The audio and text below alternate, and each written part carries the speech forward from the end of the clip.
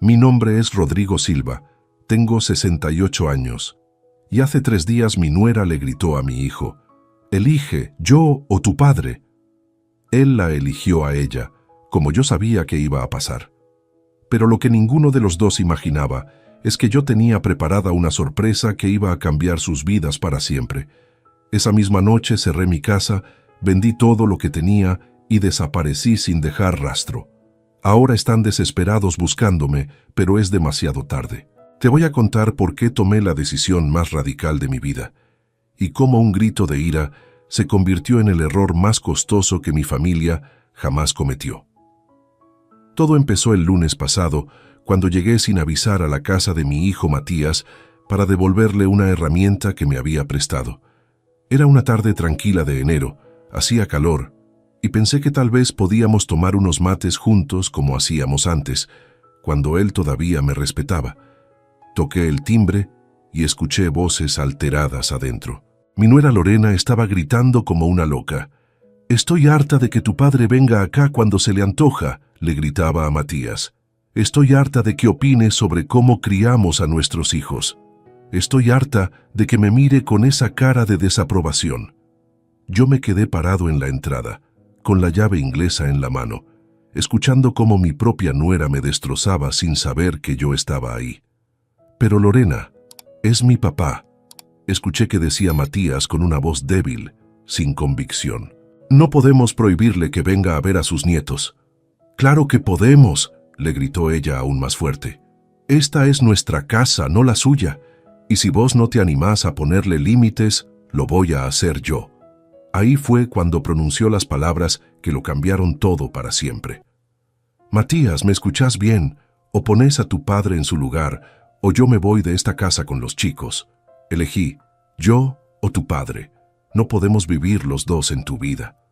Me quedé helado. Después de 68 años de vida, después de haber criado a ese hijo con amor y sacrificio, después de haber sido abuelo presente para sus hijos, mi propia nuera me estaba convirtiendo en un ultimátum, como si yo fuera un problema que había que resolver, una molestia que había que eliminar. Escucha esta historia hasta el final, porque lo que pasó después va a sorprenderte tanto como me sorprendió a mí. Y contame desde qué ciudad me estás escuchando, porque esta historia puede pasarle a cualquier padre que haya entregado todo por su familia. Matías tardó exactamente 10 segundos en responder. 10 segundos que duraron una eternidad. 10 segundos en los que mi hijo decidió quién era más importante en su vida. 10 segundos que definieron el final de nuestra relación para siempre. «Tenés razón, Lorena», le dijo con una voz que no reconocí. «Voy a hablar con papá. Le voy a explicar que tiene que respetar nuestros límites». En ese momento yo toqué el timbre. Se hizo un silencio sepulcral adentro de la casa, como si hubieran pausado el mundo. Después de unos minutos que me parecieron horas, Matías abrió la puerta con una cara que jamás le había visto.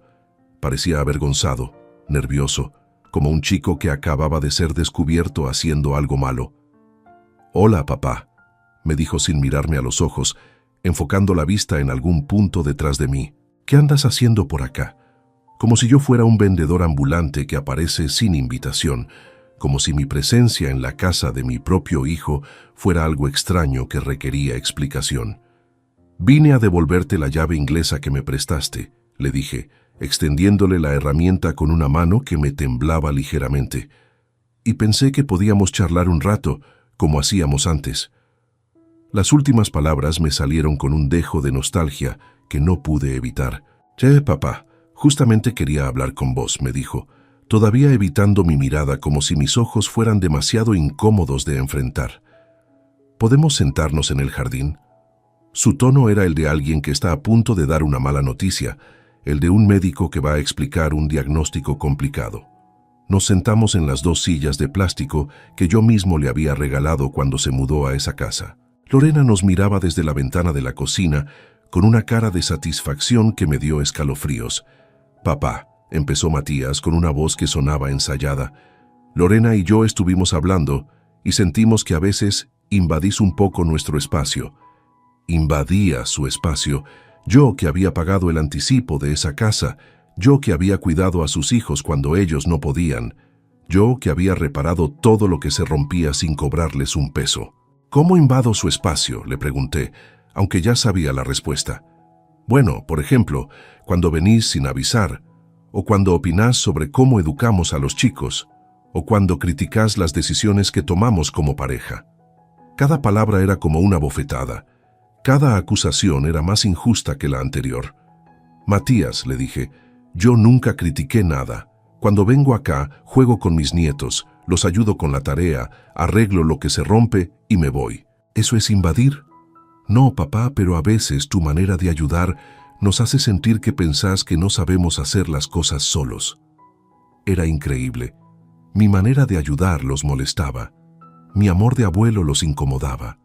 Mi presencia en la vida de mis nietos era vista como una invasión. ¿Y qué es lo que quieren que haga?, le pregunté, aunque temía la respuesta.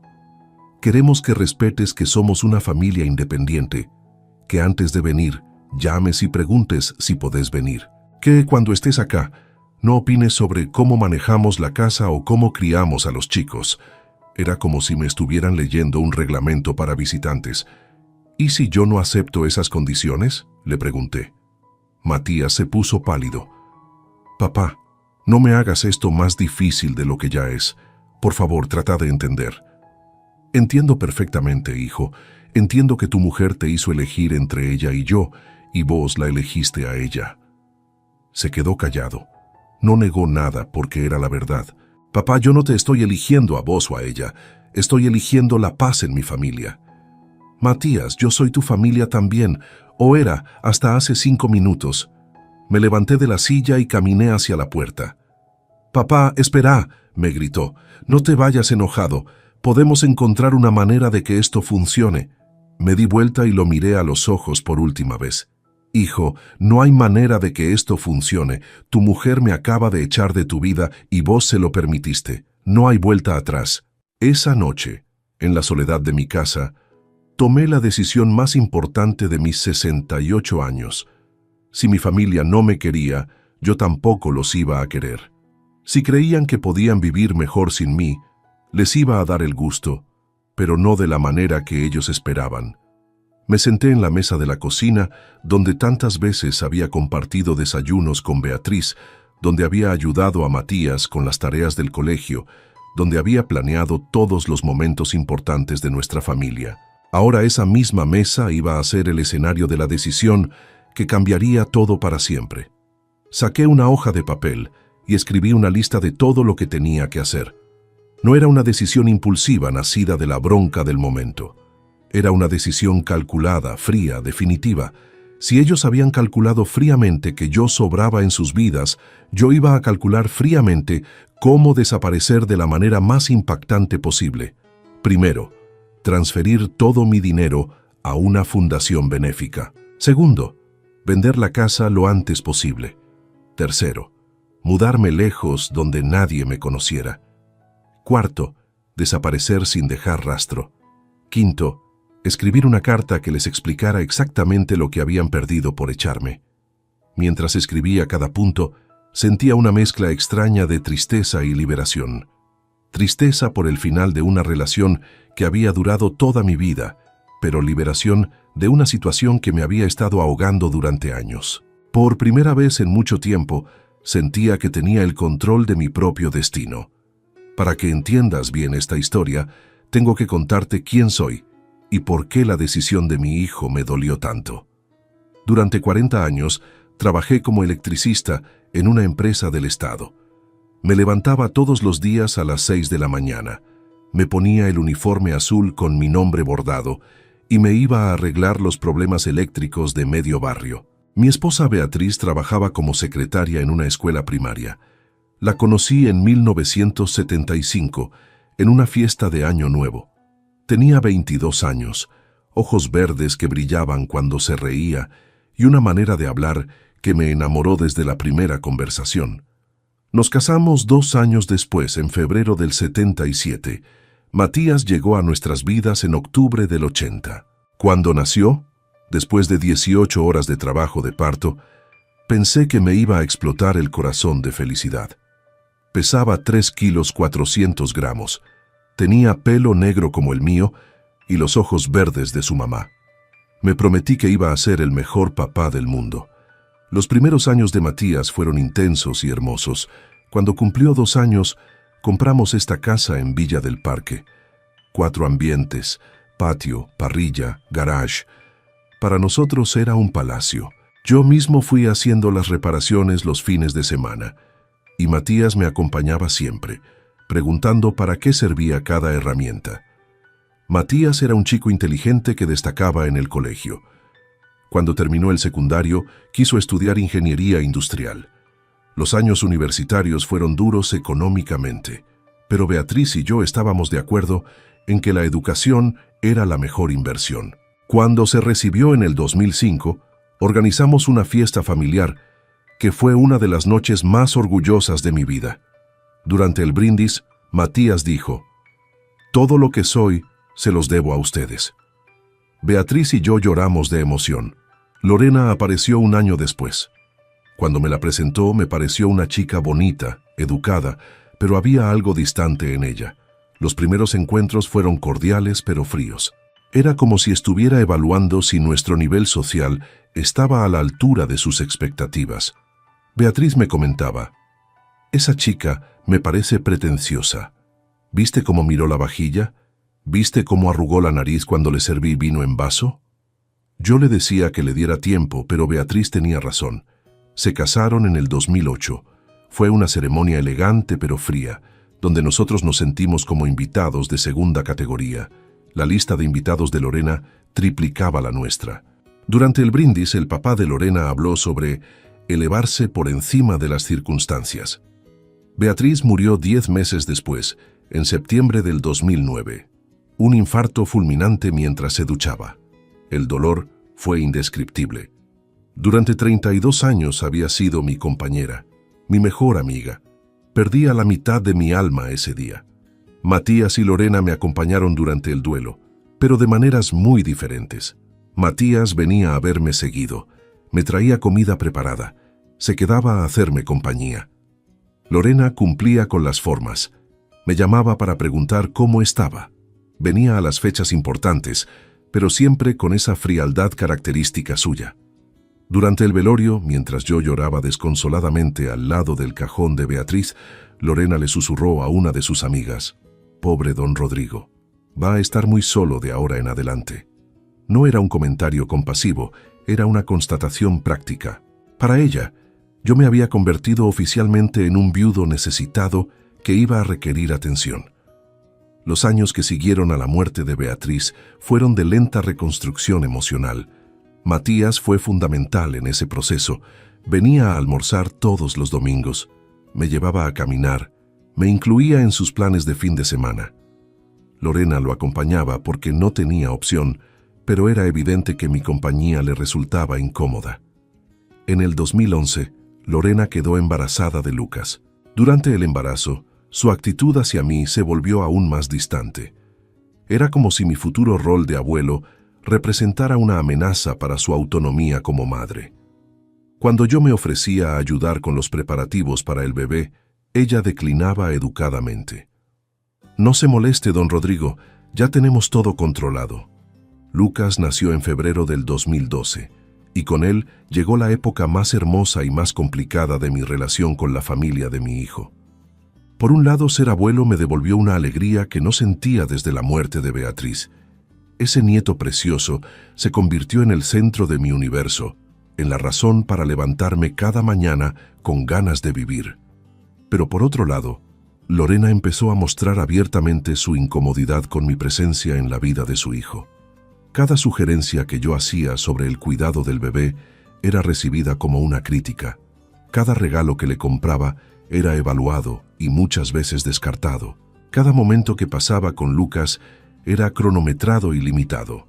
«Don Rodrigo, los bebés necesitan rutina», me decía cuando yo proponía llevarlo al parque.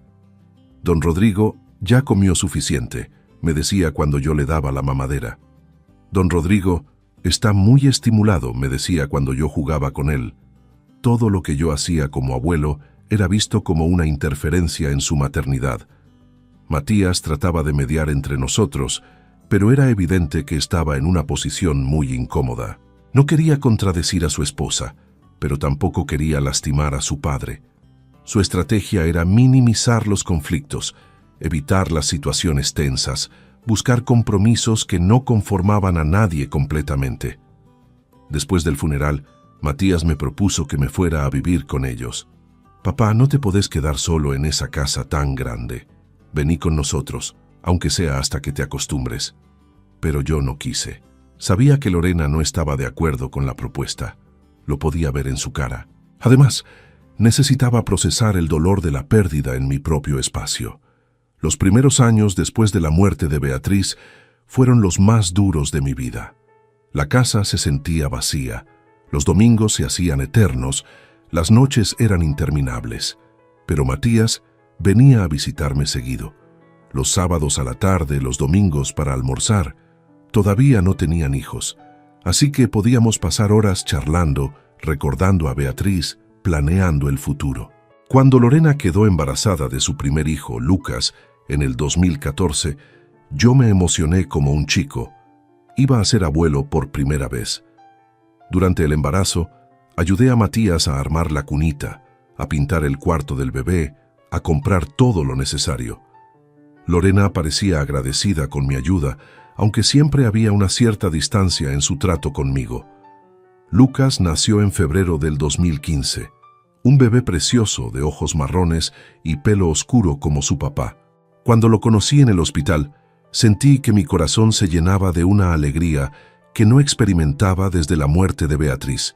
Era mi nieto, mi sangre, la continuación de nuestra familia. Los primeros meses fueron hermosos. Yo iba a visitarlos 2 veces por semana, siempre llevando algo. Pañales, leche, juguetes, cualquier cosa que pensara que podía necesitar. Cuidaba a Lucas mientras Lorena se bañaba o cocinaba.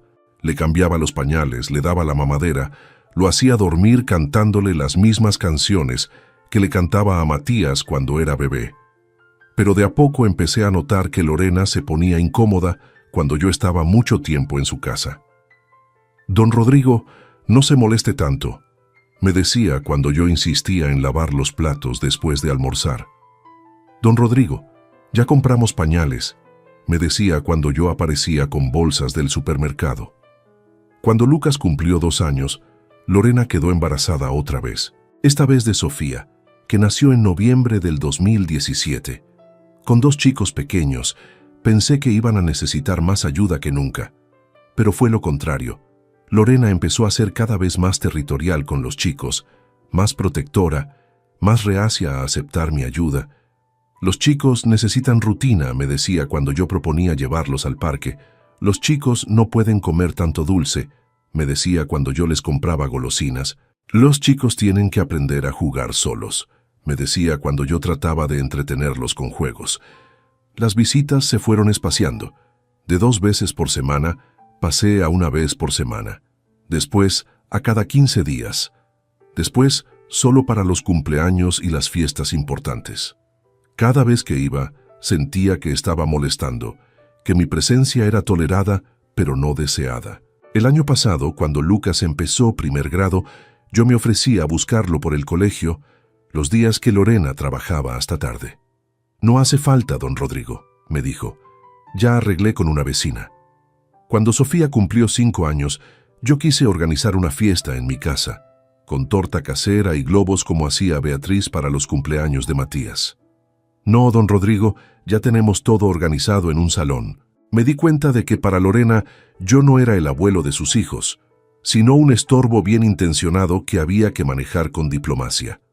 Para ella, mis ganas de participar en la crianza de mis nietos eran una invasión a su maternidad. Mi amor de abuelo era visto como una intromisión molesta, pero lo que más me dolía era ver cómo Matías permitía todo esto sin decir nada. El mismo hijo que había crecido rodeado del amor de sus abuelos, paternos y maternos, ahora le negaba esa experiencia a sus propios hijos por complacer a su mujer. Los abuelos de Matías habían sido fundamentales en su crianza. Mi papá, Juan Silva, lo llevaba a pescar todos los domingos cuando era chico. Mi mamá, Rosa, le enseñó a cocinar, a jugar a las cartas, a valorar las tradiciones familiares. Los papás de Beatriz, que vivían en el campo, lo recibían durante las vacaciones de verano y le mostraban cómo ordeñar las vacas, cómo sembrar verduras, cómo disfrutar de la vida simple. Matías tenía los mejores recuerdos de sus abuelos. Siempre me contaba anécdotas de las aventuras que vivía con ellos, de las cosas que aprendía, del cariño especial que solo los abuelos pueden dar. Por eso me resultaba tan incomprensible que ahora les negara esa misma experiencia a Lucas y Sofía. Pero había algo que ni Matías ni Lorena sabían sobre mí, algo que había estado guardando durante todos estos años de desprecio y distanciamiento. Un secreto que estaba a punto de cambiar todo para siempre. Cuando me jubilé hace 8 años, recibí una indemnización importante de la empresa donde había trabajado durante 4 décadas. 400,000 pesos, que en esa época era mucho dinero. En lugar de gastarlo en viajes o en caprichos, decidí invertirlo en algo que sabía que iba a crecer: departamentos pequeños para alquilar. Con ese dinero, y un crédito que saqué poniendo mi casa como garantía, compré 3 departamentos de un ambiente en una zona que estaba empezando a valorizarse. Departamentos que alquilé a estudiantes universitarios y empleados jóvenes. Durante 8 años, esos 3 departamentos me dieron un ingreso fijo que complementaba perfectamente mi jubilación. Pero hace 2 años, cuando la zona se puso de moda, el valor de los departamentos se disparó. Una inmobiliaria me hizo una oferta que no podía rechazar: 2 millones de pesos por los 3 departamentos juntos. Los vendí sin dudar y puse toda esa plata en plazo fijo. Además, esta casa donde vivo, que Matías siempre creyó que era modesta, en realidad está en una zona que se valorizó muchísimo en los últimos años.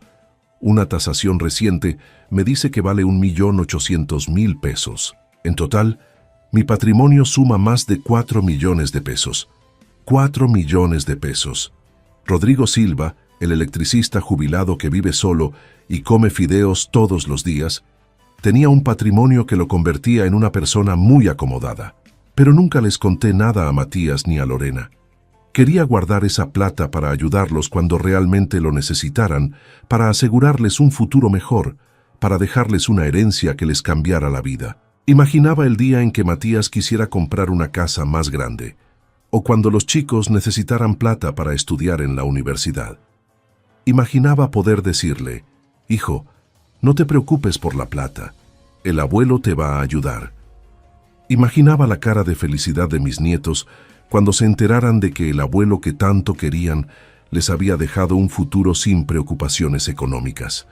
Pero ese grito de Lorena cambió todo. Elige, yo o tu padre, y Matías me eligió a mí, para echarme de su vida. Esa noche, después de la humillante conversación con mi hijo, saqué todos mis papeles de la caja fuerte y tomé la decisión más radical de mi vida. Si mi familia no me quería, yo tampoco los iba a querer, y mi plata tampoco. El martes por la mañana fui al banco y transferí los 4 millones de pesos a la cuenta de una fundación que ayuda a adultos mayores abandonados por sus familias. Una fundación que construye hogares dignos para abuelos que han sido descartados por sus hijos, que les da una segunda oportunidad de sentirse queridos y respetados. Después fui a una inmobiliaria y puse mi casa en venta. Quiero venderla rápido, les dije. No me importa si tengo que bajar un poco el precio. El agente inmobiliario me miró sorprendido. Don Rodrigo, ¿está seguro?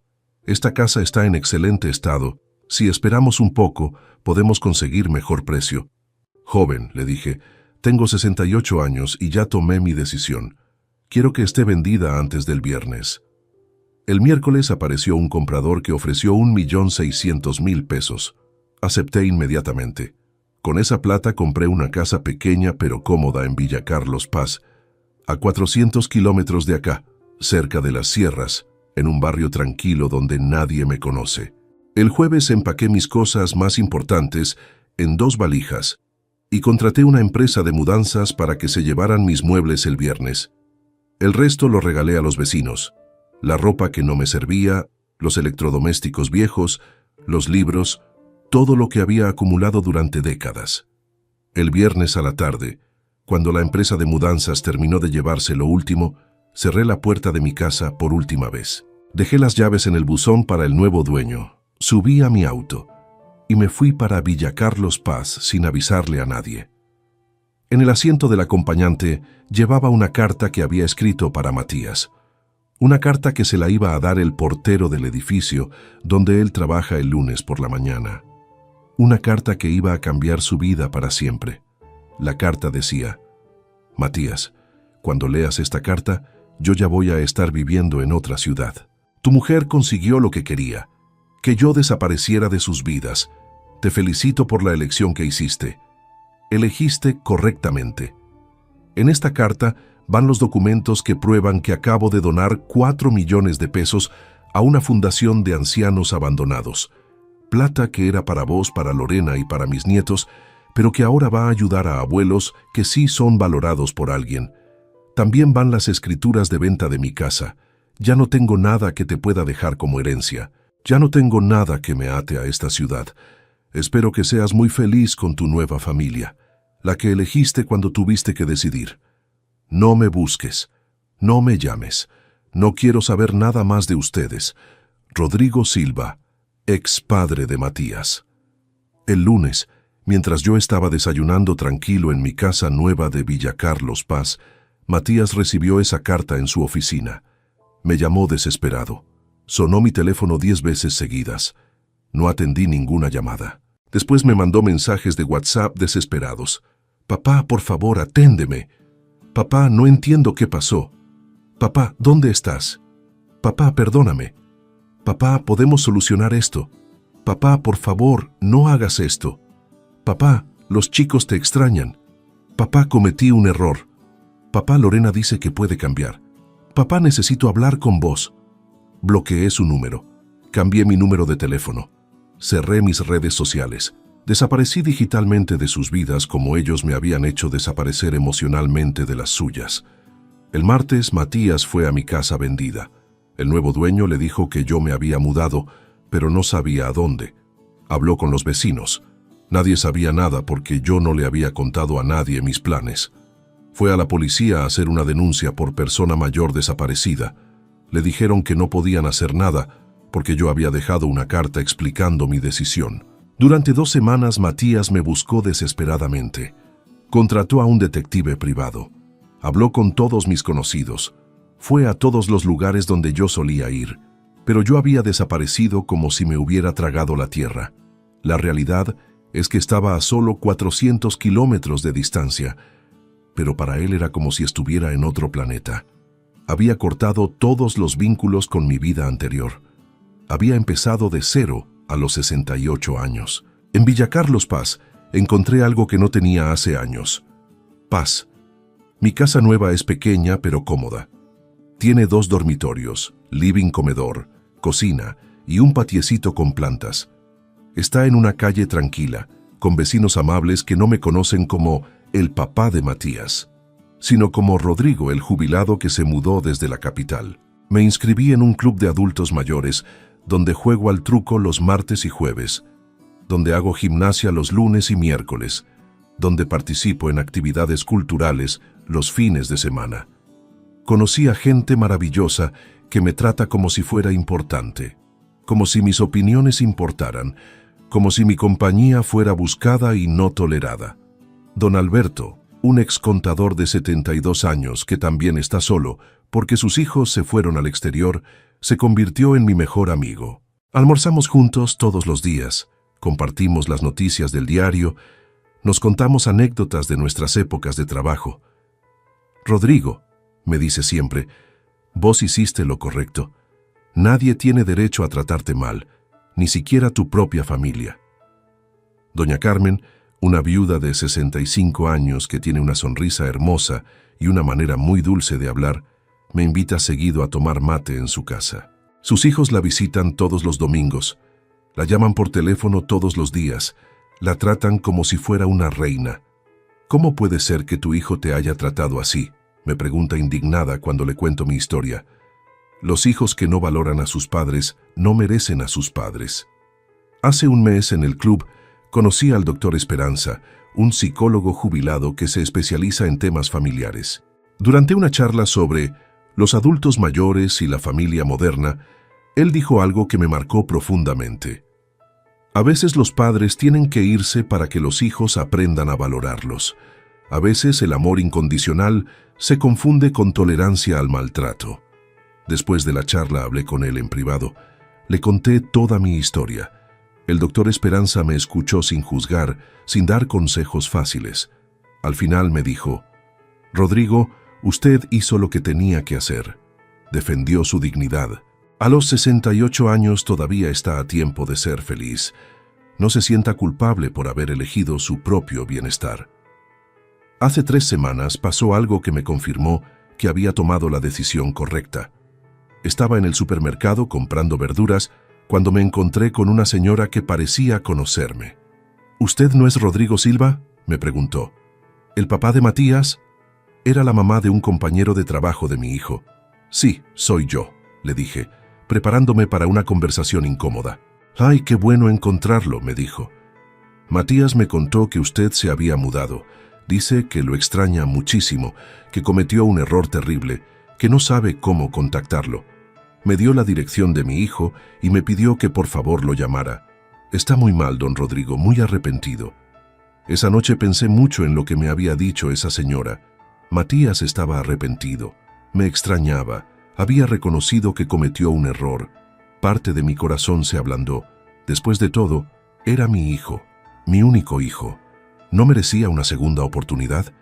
Pero después recordé el grito de Lorena. «Elige, yo o tu padre». Y recordé la respuesta inmediata de Matías. «Tenés razón, Lorena». Y recordé su cara de alivio cuando me echó de su vida con excusas diplomáticas. No había sido una decisión impulsiva. Había sido una decisión calculada, fría, meditada. Al día siguiente llamé al doctor Esperanza y le conté sobre el encuentro en el supermercado. «Doctor», le dije, «¿usted cree que debería darle una oportunidad a mi hijo?» Su respuesta me tranquilizó. «Rodrigo, el arrepentimiento que viene después de las consecuencias no es arrepentimiento genuino. Es pánico. Su hijo no la extraña a usted. Extraña la seguridad económica que usted representaba sin saberlo». Tenía razón. Matías había descubierto por la carta que yo tenía 4 millones de pesos que ahora había donado. Su desesperación por encontrarme no era por amor filial, era por la herencia que acababa de perder. Si yo hubiera sido un jubilado pobre, habría movido cielo y tierra para buscarme. Lo dudo. Ayer, exactamente 3 meses después de mi mudanza, recibí una carta certificada en mi nueva dirección. Era de Matías. No sé cómo consiguió mi dirección, pero la había conseguido. La carta era larga, emotiva, llena de pedidos de perdón y promesas de cambio. «Papá», decía la carta, «estos 3 meses han sido los peores de mi vida. Me di cuenta de lo importante que sos para mí, para Lorena, para los chicos. Lucas pregunta por vos todos los días. Sofía dice que extraña los cuentos que le contabas.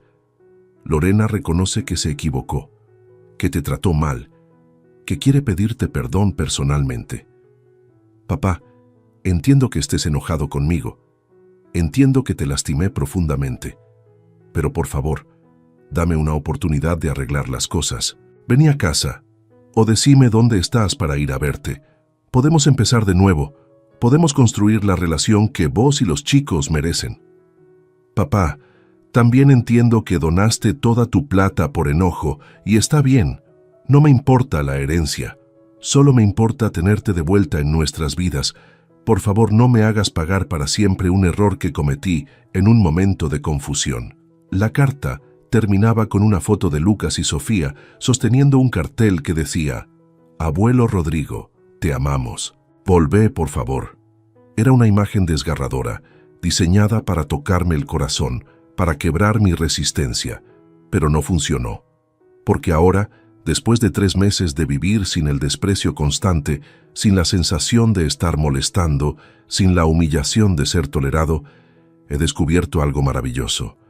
Se puede ser feliz sin familia si la familia no te hace feliz.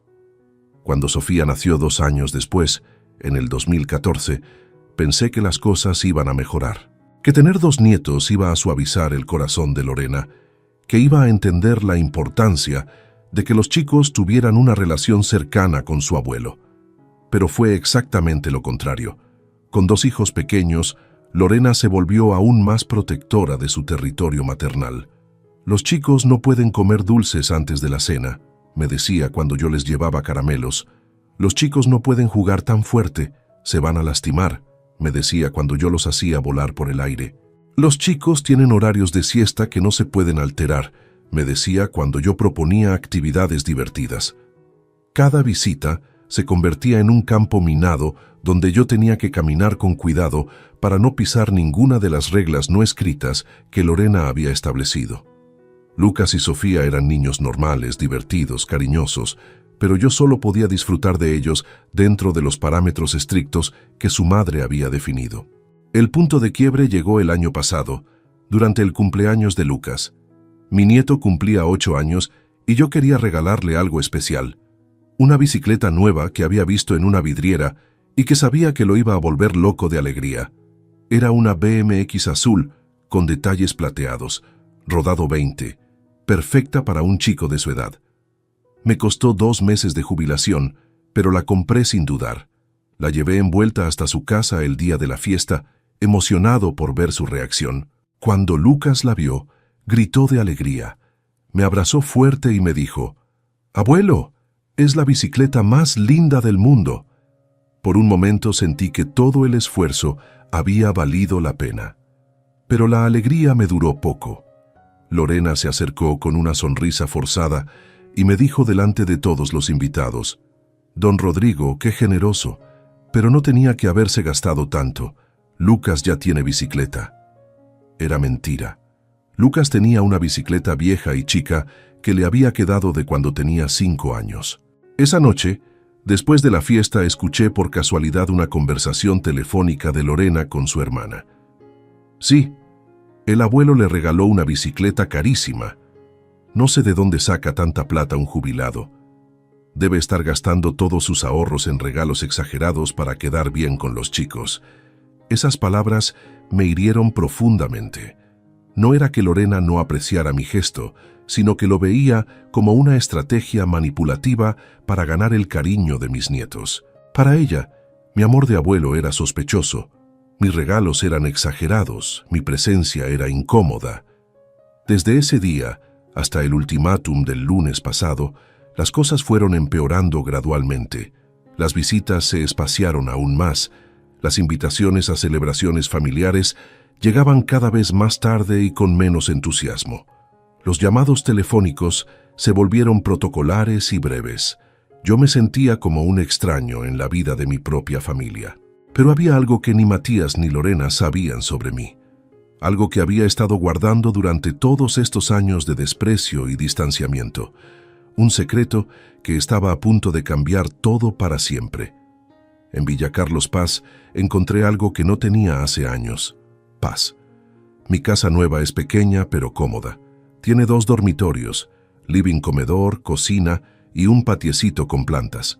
Me inscribí en un club de adultos mayores donde juego al truco, hago gimnasia y participo en actividades culturales. Conocí gente maravillosa. Don Alberto, un ex contador de 72 años, se convirtió en mi mejor amigo. La familia de sangre no siempre es la familia del corazón, me dice. A veces hay que buscar tu propia tribu. Doña Carmen, una viuda de 65 años, me invita a tomar mate. Sus hijos la visitan todos los domingos, la tratan como una reina. ¿Cómo puede ser que tu hijo te haya tratado así?, me pregunta. Los hijos que no valoran a sus padres no los merecen. En el club me pusieron a cargo del taller de reparaciones. Los martes por la mañana arreglo electrodomésticos gratis. También me inscribí en computación y tengo mi canal de YouTube donde enseño reparaciones eléctricas. Ya tengo 300 suscriptores. Conocí a Elena, una señora de 65 años, que se mudó después de enviudar. Sus hijos viven en el exterior. Nos hicimos muy buenos amigos. Lo que más me gusta de nuestra amistad, me dijo, es que no tenemos que fingir ser felices. Aquí no tengo que fingir nada. Durante años fingía que no me molestaban los desprecios de Lorena, que no me dolían las restricciones, que estaba contento con las migajas de atención. Ahora puedo ser yo mismo sin presión. El domingo organizamos un asado comunitario. Vinieron más de 60 personas. Mientras miraba a toda esa gente genuinamente feliz, pensé en las cenas familiares donde todos fingíamos pasarla bien. ¿Qué diferencia entre una alegría fingida y una real? En el club de adultos mayores soy el tesorero de la comisión directiva. Organizo viajes grupales a las sierras, coordino torneos de truco, ayudo a otros jubilados que están pasando por problemas familiares similares al mío. Me siento útil, valorado, respetado. ¿Sabes qué descubrí? Que el amor no se mendiga, que el respeto no se negocia, que la dignidad no tiene precio, y que nunca, pero nunca, es demasiado tarde para empezar de nuevo. Mi hijo perdió a su padre por complacer a una mujer caprichosa. Mis nietos perdieron a su abuelo por la ambición de una madre que los usa como rehenes emocionales. Y yo perdí una familia disfuncional, pero gané una vida tranquila. ¿Me duele? Por supuesto que me duele. Lucas y Sofía no tienen la culpa de tener padres que no supieron valorar al abuelo. Ellos van a crecer sin los cuentos, sin las aventuras, sin el amor incondicional que solo un abuelo puede dar. Van a crecer pensando que los abuelos son prescindibles, que los mayores estorban, que la familia se puede descartar cuando conviene, pero ya no es mi responsabilidad enseñarles esos valores. Esa responsabilidad era de Matías, y él la perdió cuando eligió la comodidad sobre la justicia. La carta de mi hijo sigue sobre la mesa de la cocina, sin responder. Todos los días la miro y me pregunto si debería contestarla. Todos los días llego a la misma conclusión. Algunas heridas son demasiado profundas para sanar. Algunas decisiones son demasiado reveladoras para perdonar. Matías no me echó de su casa en un momento de ira. Me echó después de escuchar a su mujer durante meses hablando mal de mí, después de permitir que me faltaran el respeto repetidas veces, después de calcular fríamente que era más conveniente quedarse conmigo o con ella. La elección que hizo no fue emocional, fue estratégica. Y yo también tomé una decisión estratégica. Elegí mi propia felicidad sobre su comodidad. Mañana es mi cumpleaños 69. El club organizó una fiesta sorpresa con torta, música y regalos. Don Alberto me dijo que van a venir más de 40 personas a festejar conmigo. 40 personas que me quieren sin condiciones, que valoran mi amistad, que celebran mi existencia. El año pasado, cuando cumplí 68, Matías me regaló una camisa que había comprado apurado en el shopping. Lorena me dio un beso en la mejilla sin ganas, y los chicos me hicieron un dibujito que probablemente les pidió hacer la maestra del colegio. Estuvieron media hora en mi casa, comieron un pedazo de torta y se fueron porque los chicos tienen que bañarse temprano. Este año voy a tener la celebración de cumpleaños más linda de mi vida, rodeado de gente que realmente quiere estar ahí. Y vos que me escuchaste hasta acá, que me acompañaste durante toda esta historia, quiero que te lleves una enseñanza muy clara. La familia no es sagrada si te hace sufrir. El amor filial no es incondicional si viene con condiciones humillantes. Los hijos no tienen derecho a maltratar a sus padres solo porque son sus hijos. Si alguien en tu familia te está haciendo elegir entre tu dignidad y su comodidad, elegí tu dignidad. Si alguien te está tratando como si fueras un estorbo, demostrales que pueden vivir sin ese estorbo. Si alguien te está dando por sentado, enséñales lo que es extrañarte. Mi nombre es Rodrigo Silva. Tengo 68 años. Perdí una familia, pero encontré la paz. Mi nuera ganó. Ya no tiene que tolerar al suegro molesto. Mi hijo ganó. Ya no tiene que mediar entre su mujer y su padre.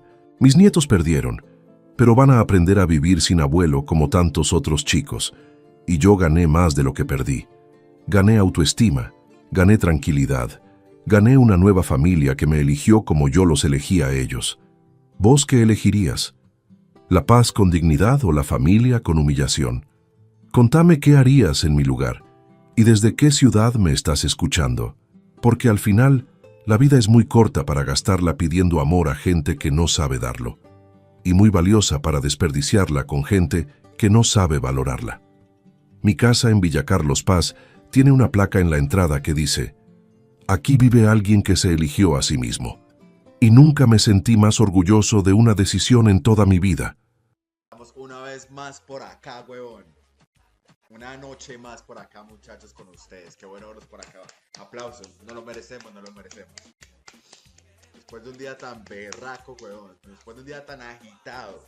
Aquí estamos. Invictos. Me gustó esto. ¿Cómo vamos, parceros? Buenas noches, háblamelo de Ledán. ¿Todo bien o qué? ¿Cómo estás, parcerito? Háblamelo, Pirlo. Pirlo 420 en la casa. ¿Cómo va, hermano? ¿Cómo va todo? ¿Cómo va todo, mi socio? ¿Qué es lo que es? ¿Cuál es la movida, parce? Papi, está lloviendo bien rico. Es la última... Yo creo que es la última lluvia de primavera, weón. No, bueno, lluvia de primavera. De hecho, principios de lluvia de primavera. Parcero, la verdad que hoy estoy muy bien, huevón. A pesar de que casi no cuento la historia hoy, huevón.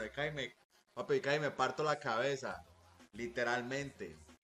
Papi, estaba moviendo unas cosas, me caí el camión, huevón, me di como una vuelta para atrás, papi. Y había una piedrota, marica.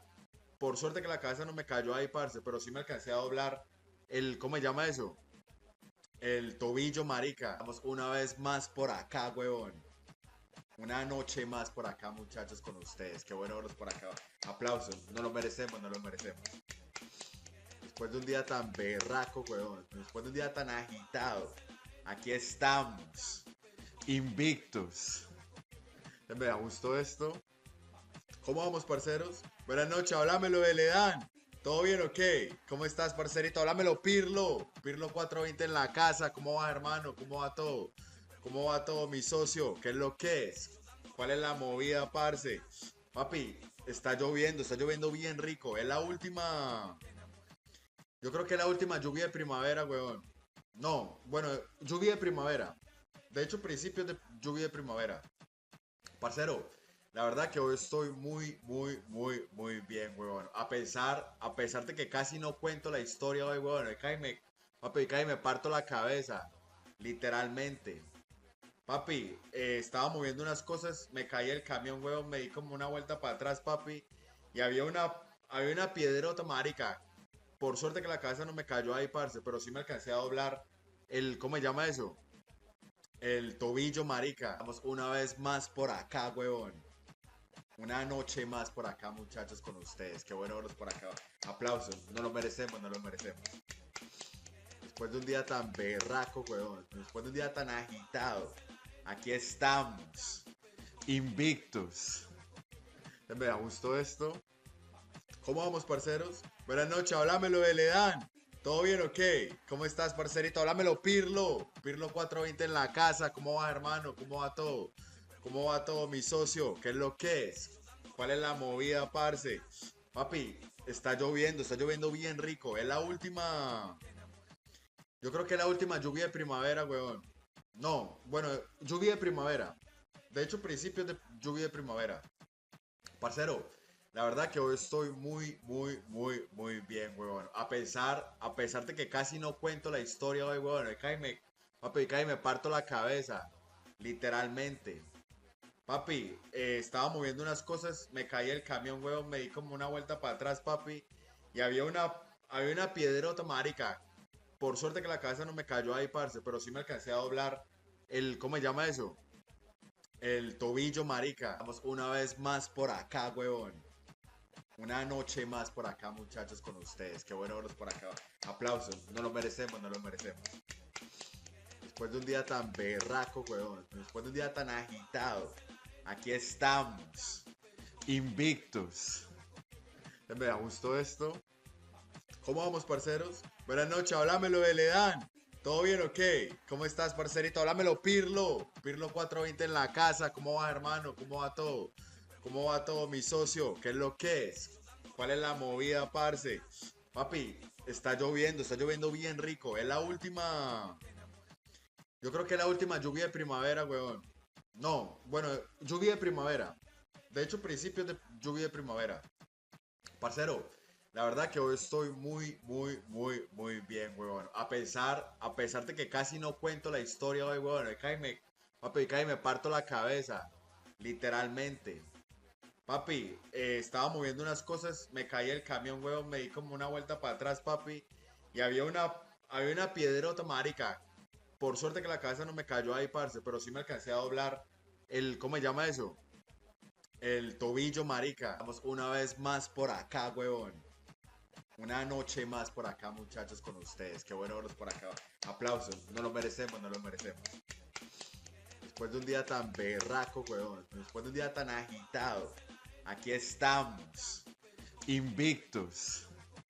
Me gustó esto. ¿Cómo vamos, parceros? Buenas noches, háblamelo de Ledán. ¿Todo bien o qué? ¿Cómo estás, parcerito? Háblamelo, Pirlo. Pirlo 420 en la casa. ¿Cómo va, hermano? ¿Cómo va todo? ¿Cómo va todo, mi socio? ¿Qué es lo que es? ¿Cuál es la movida, parce? Papi, está lloviendo bien rico. Es la última. Yo creo que es la última lluvia de primavera, weón. No, bueno, lluvia de primavera. De hecho, principios de lluvia de primavera.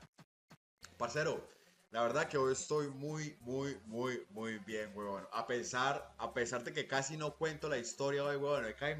Papi, casi me parto la cabeza. Literalmente. Papi, estaba moviendo unas cosas, me caí el camión, weón, me di como una vuelta para atrás, papi. Y había una piedrota, marica. Por suerte que la cabeza no me cayó ahí, parce, pero sí me alcancé a doblar ¿cómo se llama eso? El tobillo, marica. Vamos una vez más por acá, huevón. Una noche más por acá, muchachos, con ustedes. Qué bueno verlos por acá. Aplausos. No lo merecemos, no lo merecemos. Después de un día tan berraco, huevón. Después de un día tan agitado. Aquí estamos. Invictos. Me gustó esto. ¿Cómo vamos, parceros? Buenas noches, háblamelo de Ledán. ¿Todo bien o qué? ¿Cómo estás, parcerito? Háblamelo, Pirlo. Pirlo 420 en la casa. ¿Cómo va, hermano? ¿Cómo va todo? ¿Cómo va todo, mi socio? ¿Qué es lo que es? ¿Cuál es la movida, parce? Papi, está lloviendo bien rico. Es la última. Yo creo que es la última lluvia de primavera, weón. No, bueno, lluvia de primavera. De hecho, principios de lluvia de primavera. Parcero, la verdad que hoy estoy muy bien, huevón. A pesar de que casi no cuento la historia hoy, huevón. Papi, casi me parto la cabeza. Literalmente. Papi, estaba moviendo unas cosas, me caí el camión, huevón, me di como una vuelta para atrás, papi. Y había una piedrota, marica. Por suerte que la cabeza no me cayó ahí, parce, pero sí me alcancé a doblar ¿cómo se llama eso? El tobillo, marica. Vamos una vez más por acá, huevón. Una noche más por acá, muchachos, con ustedes. Qué bueno verlos por acá. Aplausos. No lo merecemos, no lo merecemos. Después de un día tan berraco, huevón. Después de un día tan agitado. Aquí estamos. Invictos. Me gustó esto. ¿Cómo vamos, parceros? Buenas noches, háblamelo de Ledán. ¿Todo bien o qué? ¿Cómo estás, parcerito? Háblamelo, Pirlo. Pirlo 420 en la casa. ¿Cómo va, hermano? ¿Cómo va todo? ¿Cómo va todo, mi socio? ¿Qué es lo que es? ¿Cuál es la movida, parce? Papi, está lloviendo bien rico. Es la última. Yo creo que es la última lluvia de primavera, weón. No, bueno, lluvia de primavera. De hecho, principios de lluvia de primavera. Parcero, la verdad que hoy estoy muy bien, weón. A pesar de que casi no cuento la historia hoy, weón. Papi, casi me parto la cabeza. Literalmente. Papi, estaba moviendo unas cosas, me caí el camión, weón, me di como una vuelta para atrás, papi. Y había una piedrota, marica. Por suerte que la cabeza no me cayó ahí, parce, pero sí me alcancé a doblar ¿cómo se llama eso? El tobillo, marica. Vamos una vez más por acá, huevón. Una noche más por acá, muchachos, con ustedes. Qué bueno verlos por acá. Aplausos. No lo merecemos, no lo merecemos. Después de un día tan berraco, huevón. Después de un día tan agitado. Aquí estamos. Invictos. Me gustó esto. ¿Cómo vamos, parceros? Buenas noches, háblamelo de Ledán. ¿Todo bien o qué? ¿Cómo estás, parcerito? Háblamelo, Pirlo. Pirlo 420 en la casa. ¿Cómo va, hermano? ¿Cómo va todo? ¿Cómo va todo, mi socio? ¿Qué es lo que es? ¿Cuál es la movida, parce? Papi, está lloviendo bien rico. Es la última. Yo creo que la última lluvia de primavera, weón. No, bueno, lluvia de primavera. De hecho, principios de lluvia de primavera. Parcero, la verdad que hoy estoy muy bien, weón. A pesar de que casi no cuento la historia hoy, weón. Papi, casi me parto la cabeza. Literalmente. Papi, estaba moviendo unas cosas, me caí el camión, weón, me di como una vuelta para atrás, papi.